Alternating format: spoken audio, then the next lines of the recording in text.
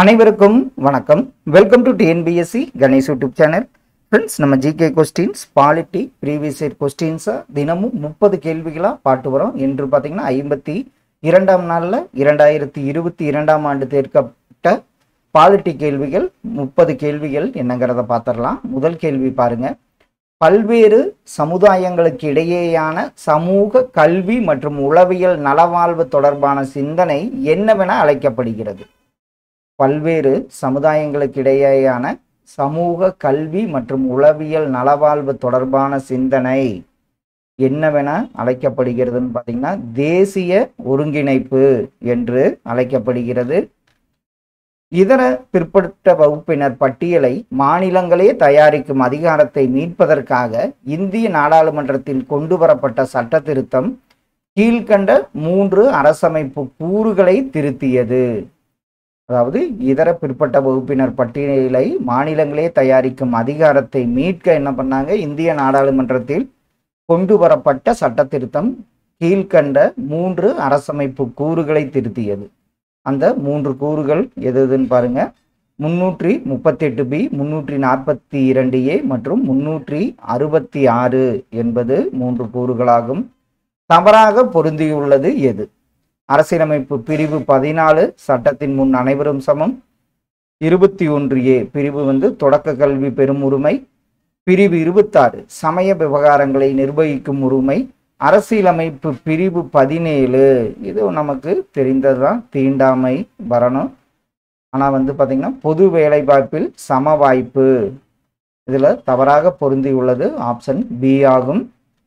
இந்திய அரசியலமைப்பு சாசனத்தின் வழிகாட்டு நெறிமுறைகள் எதை போல் தோற்றம் அளிப்பவையாகும்?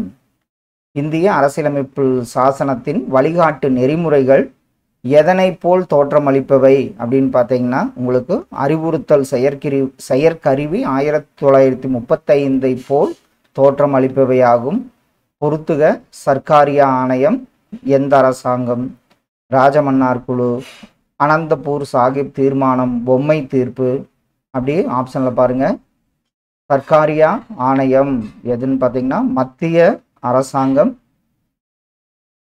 ராஜமன்னார் குழு தமிழ்நாடு அரசாங்கம். அனந்தபூர் சாஹிப் தீர்மானம் அகாலிதளம். பொம்மை தீர்ப்பு உச்ச நீதிமன்றம்.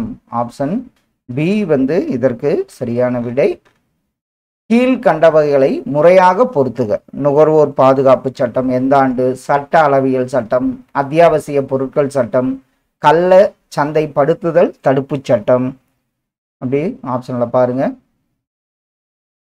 நுகர்வோர் பாதுகாப்பு சட்டம் 1986, சட்ட அளவியல் சட்டம் 2009, அத்தியாவசிய பொருட்கள் சட்டம் 1955, கள்ள சந்தைப்படுத்துதல் தடுப்பு சட்டம் 1980. ஆப்ஷன் ஏ இதற்கு சரியான விடை.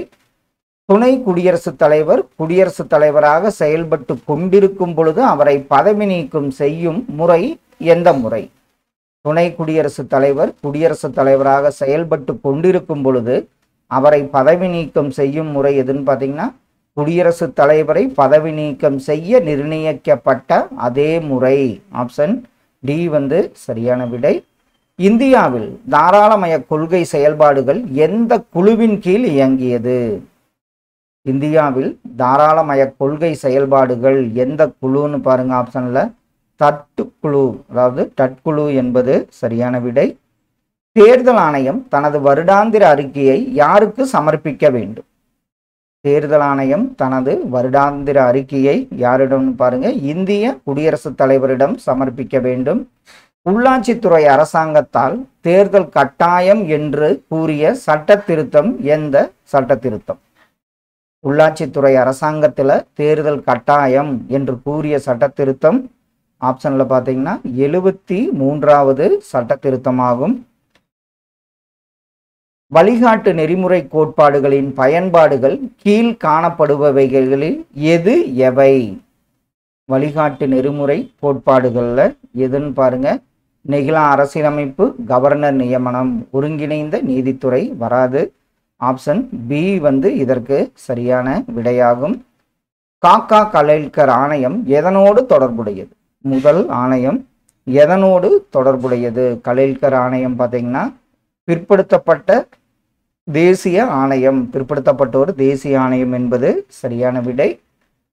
இந்திய அரசியலமைப்பில் உள்ள பட்டியல் ஜாதிகள், பட்டியல் பழங்குடியினர் மற்றும் பிற பலவீனமான பிரிவுகளின் கல்வி மற்றும் பொருளாதார நலன்களை ஊக்குவிக்கும் பிரிவை அடையாளம் காணவும். இதுல பட்டியல் ஜாதிகள், பட்டியல் பழங்குடியினர் மற்றும் பிற பலவீனமான பிரிவுகளின் கல்வி மற்றும் பொருளாதார நலன்களை ஊக்குவிக்கும் பிரிவு எந்த பிரிவுன்னு பார்த்தீங்கன்னா பிரிவு 46 என்பது சரியான விடை. எந்த அரசியலமைப்பு சட்டத்தின்படி வாக்குரிமை வயதை 21 18 வயதாக குறைத்தது? அது எந்த சட்ட திருத்தம்? இதில் பார்த்தீங்கன்னா 61வது அரசியலமைப்பு சட்டத்தின்படி தான் வாக்களிக்கும் உரிமை, அதாவது வாக்குரிமை வயது 21 18 வயதாக குறைக்கப்பட்டது. விதி 200 விளக்குவது என்ன? விதி 200 அப்படி ஆப்ஷன்ல பாருங்க. மாநில பட்டியல், பாராளுமன்றம் சட்டம் இயற்றுதல், உயர்நீதிமன்ற தலைமை நீதிபதி அதிகாரம், மக்களவை சபாநாயகரின் அதிகாரம், இதெல்லாம் தவறு.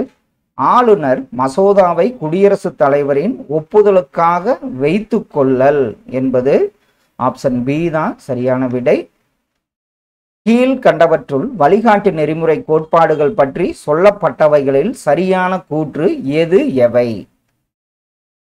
இதுல வழிகாட்டு நெறிமுறை கோட்பாடுகள் இந்திய அரசமைப்பு சட்டத்தின் 4ஆம் பகுதியில் குறிப்பிடப்பட்டுள்ளது. வழிகாட்டு நெறிமுறை கோட்பாடுகள் மீது இயற்றப்படும் சட்டங்களை நீதிமன்றம் தனது அதிகாரத்தின் மூலம் கால வரையறுக்க முடியும். இதுல பாத்தீங்கன்னா 2 கூற்றுகளுமே சரியான ஒன்று.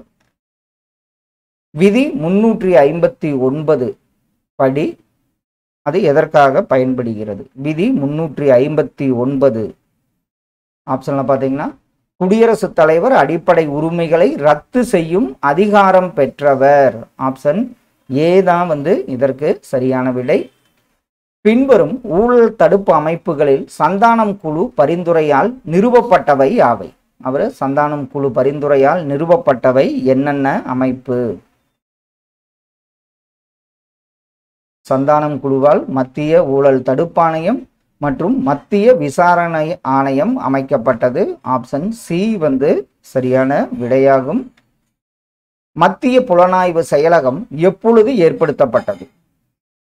மத்திய புலனாய்வு செயலகம் ஏற்படுத்தப்பட்ட ஆண்டு ஆப்ஷன்ல பார்த்தீங்கன்னா ஏப்ரல் 1963ஆம் ஆண்டு ஏற்படுத்தப்பட்டது.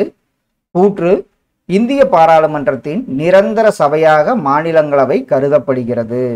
மாநிலங்களவை உறுப்பினர்கள் மாநிலங்களின் பிரதிநிதிகளாக இருக்கிறார்கள், மக்களின் பிரதிநிதிகளாக அல்ல. இதில் நம்ம பார்த்தோன்னே சொல்லிடுவோம். கூற்று மற்றும் காரணம் இரண்டும் உண்மை.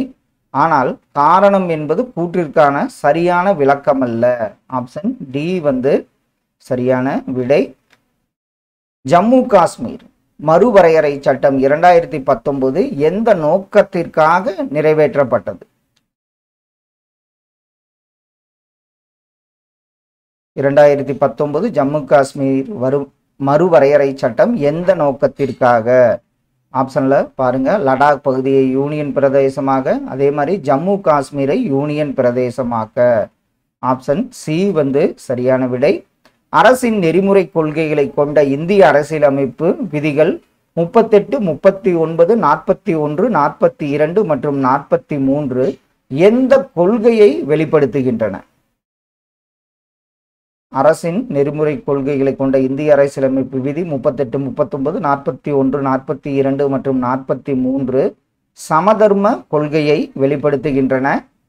பட்டியல் 1 அரசியல் கட்சி, பட்டியல் 2 தலைவருடன் ஒப்பிட்டு சரியாக பொருத்துக. சுதந்திர உழைப்பாளர் கட்சி யாரு தலைவர்? அதே மாதிரி பாரதிய ஜனசங்கம், சுதந்திர கட்சி, கம்யூனிஸ்ட் கட்சி. ஆப்ஷன்ல சுதந்திர உழைப்பாளர் கட்சி பி.ஆர். அம்பேத்கர் அவர்கள், பாரதிய ஜனசங்கம் தீன் தயாள் உபாத்யாய், சுதந்திர கட்சி யாருன்னு பாருங்க ராஜாஜி சி ராஜகோபாலாச்சாரி, கம்யூனிஸ்ட் கட்சி ஏ.கே. கோபாலன். ஆப்ஷன் பி இதற்கு சரியான விடை. அடிப்படை உரிமைகள் என்பது மக்களாட்சியின் கவசம் என கூறியவர் யார்? அடிப்படை உரிமைகள் மக்களாட்சியின் கவசம் என கூறியவர் ஆப்ஷன்ல பதஞ்சலி சாஸ்திரி என்பது சரியான விடை.